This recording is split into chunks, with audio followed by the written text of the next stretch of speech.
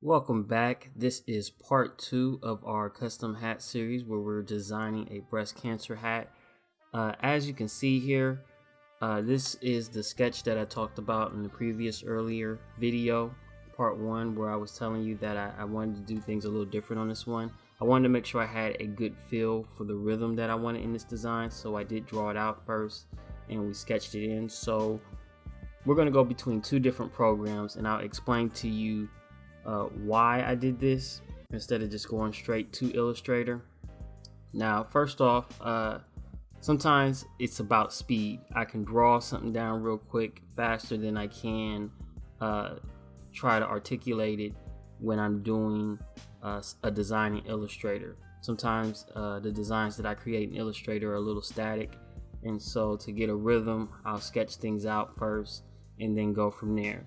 So we scanned it in, and from there I just wanted to go ahead and fill in and color in these particular parts. And so like I said in previous videos, I always design these first before I show you guys, so we're just going through the actual steps. I filled everything in solid because this is going to go on a machine that's going to basically recognize black, and I added in the heart shape. And the reason why I added in the heart shape is I made this ribbon so that it had a heart pattern in it, and I really wanted that to be noticeable, so I went ahead and created a heart shape, and I just went ahead and twisted it to put it inside of this particular area, even though this one looks pink. And like I said, I did that because I want the heart in here to be noticeable. Now, one thing I do want to mention is that I do change this in the production stage of this. I do make the heart a little smaller. I started to realize that on the hat it would look too big and filled in. But in the design stage here, I left it how it was. Now, I took this particular design here, and after I had shaded everything in, I want to make sure that it has a vector type shape. All the curves are smooth, so I went ahead and I opened up Illustrator, and in Illustrator I use what's called the automatic trace tool, and I will step this back here.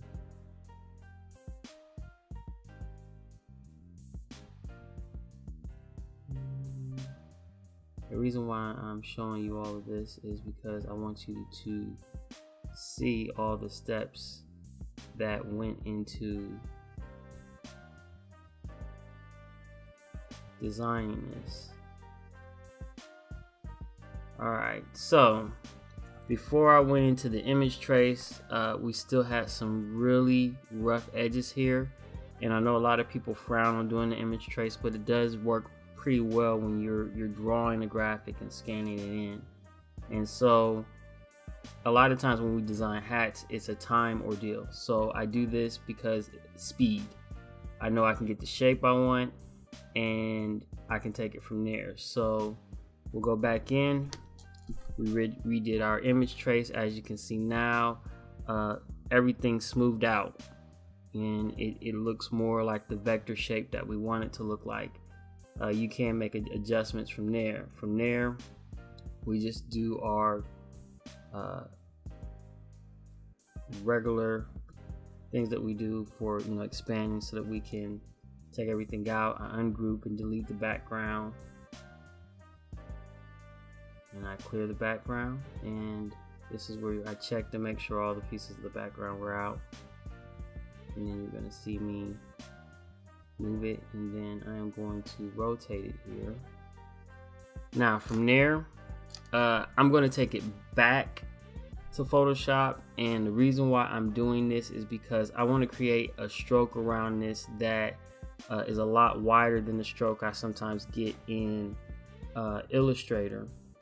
And then we're also going to save this as a JPEG because we're going to take it over to a program that can recognize JPEG for the actual making of the hat. So from here, we go back over to our trusty Photoshop here, and let me back this up here. I kind of spoiled it there, showing you that. Okay, so from here, I'm going to add the text in the font style that I wanted, and this is what the arrangement is. Now I make a copy of this and I fill it in, and then I increase the stroke, and by increasing the stroke, I get the outline that I want because I wanted this all filled in. As you can see here, graphic is totally filled in, and now I can go ahead and put in the look that I'm looking for. And this is what I initially wanted to look like on the hat.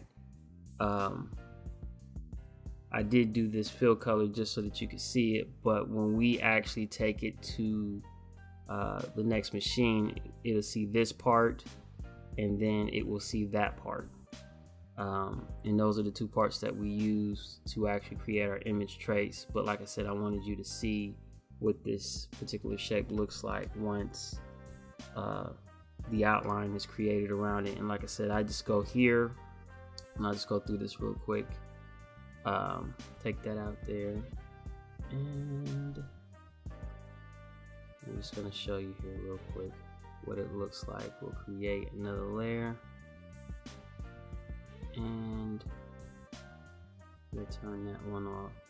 So here we have our original design, and then I am going to, which is a copy, go to here, and I'm going to create a stroke around it, and I'm just going to increase this stroke until it fits what I want it to be as far as the size.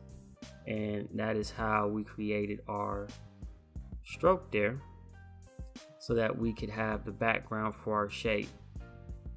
So we don't need that, we'll delete that there. Okay, and like I said, the end result is